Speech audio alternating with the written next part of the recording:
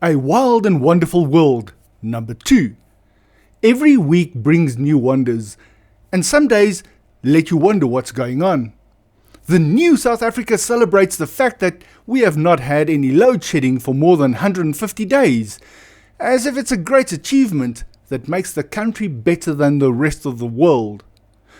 We have ministers who have jumped at the chance to show their worth in serving the public, and sadly, many others who shine in their absence while fraud and corruption reports pile at their feet. But the word is that we are a positive people and that we should ignore all that is wrong and just keep going. Are we suffering from toxic positivity? Welcome to the Riaan Roux Show, where I look at some of the stories that caught my eye, both for their good and their bad. In this edition of A Wild and Wonderful World, check the description of this video for chapters to the different stories if you wish to skip ahead. Do like, share and subscribe to my channel, as this does help me to make more videos.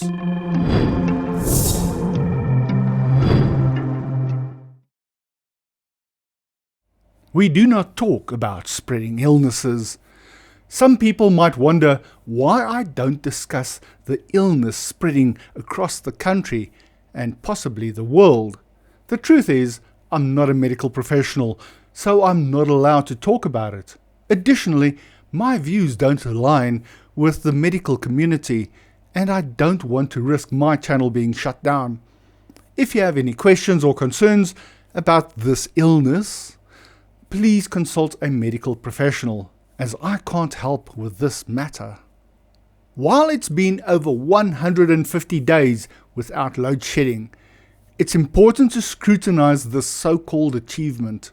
Economists suggest a potential 2% economic growth in 2025, but this optimism might be premature.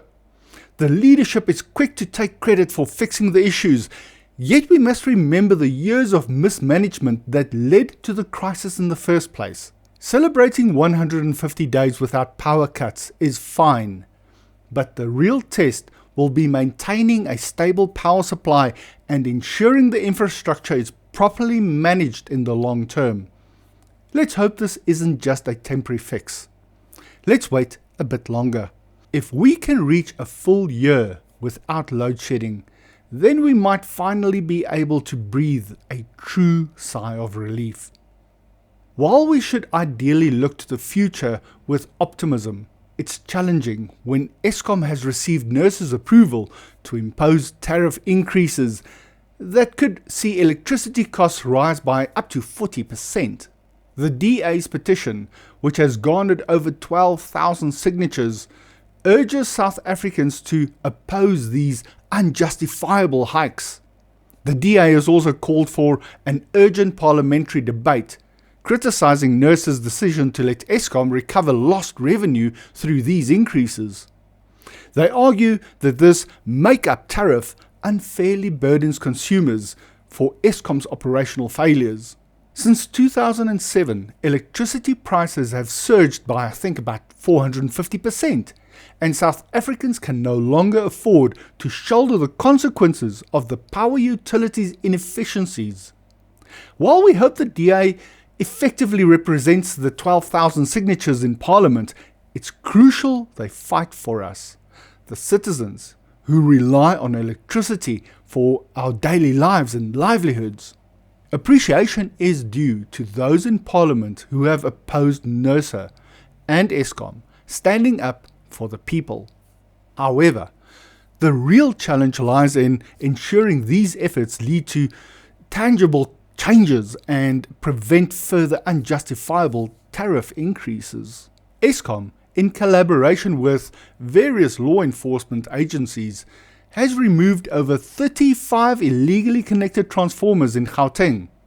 All these illegally connected transformers were in Diepsloot Extension 6. The power utility said this joint operation is part of its ongoing efforts to reclaim its network and alleviate the strain caused by unauthorized and illegal electricity connections. I just wonder how these illegally connected transformers got connected to the network in the first place. Connecting such a transformer to a network is not a simple process and does require some kind of skill and expertise. Now that these transformers have been removed, how many more of these kind of illegally connected transformers are there? We do appreciate the efforts of all those concerned in this operation, but we feel that this operation must not be a single event and should be exercised on various other towns and provinces as well. I'm sure there are many more illegally connected transformers on the network than Eskom is willing to admit. Residents were obviously up in arms as their neighborhoods were now suddenly in the dark. Many of the residents complained that they had paid Eskom employees to install these illegally obtained transformers, as Eskom had ignored pleas to install electricity in their areas. The ANC must be regretting its decision to form a government of national unity with the DA. The DA, which claims to stand for clean governance, has already started uncovering the ANC's hidden issues. First, Public Works Minister Dean McPherson revealed that the department lost over 300 million rand to cybercriminals, with help from its own employees. McPherson was shocked that this wrongdoing wasn't discovered earlier. I'm just as shocked. DA leader John Steenhuisen says he has found similar corruption in the Department of Agriculture, where 500 million rand, which was meant for an animal vaccine production facility, disappeared. This time, not only are taxpayers the victims, but the failure to build the plant has caused a shortage of essential animal vaccines, including for African horse sickness. The scale of the thefts is shocking, especially since it involves only 2 government departments. Even more concerning is that the ANC officials in charge were either unaware or part of the cover-up. The stolen money could have improved the lives of many South Africans, as the ANC promised. At least now, someone is keeping an eye on things. For those of you who follow the Morning Shot channel on YouTube, will have noticed that Riaan Cabanac is missing and has been for a while.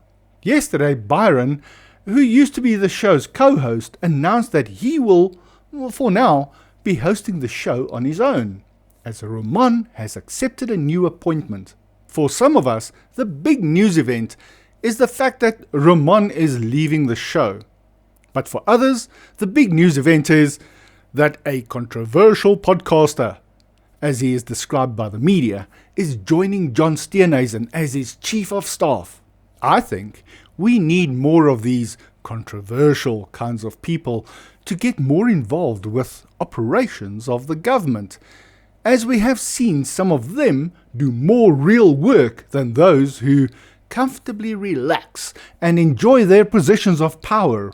Congratulations to Riaan on his appointment, and congratulations to Minister John Steenhuisen for appointing one of the good guys, and congratulations to Byron Shepherd, who now becomes the chief host of the Morning Shot show. And thank you, Byron, for keeping it running, as many of us still need our morning shot. In a recent interview on the TV program Power to Truth on ENCA with JJ Tabane, our Minister of Correctional Services, Dr. Pieter Groenewald, shared his commitment to continuing prison raids. He emphasized the importance of maintaining security by preventing access to cell phones, Wi-Fi and televisions in cells. Dr. Groenewald highlighted his dedication to his role, focusing on future improvements rather than past actions. He also assured that regular raids will be conducted and that measures will be taken to prevent criminal bosses, such as the recent incident with the leader of the 28th prison gang, from operating within the system. He also stressed the significance of addressing both major and minor issues, to to ensure that prisons are free from corruption and function as intended. Well, at least Dr. Groenewald and his department are dedicated to making these positive changes. Thank you, Dr. Groenewald, for setting an example of action for other ministers to follow. I'm going to end this session here before this video becomes too long, but please let me know what you think in the comments. Please also remember to subscribe if you have not already done so, as I would love to bring you more stories. Have a great day, and I will see you in the next video.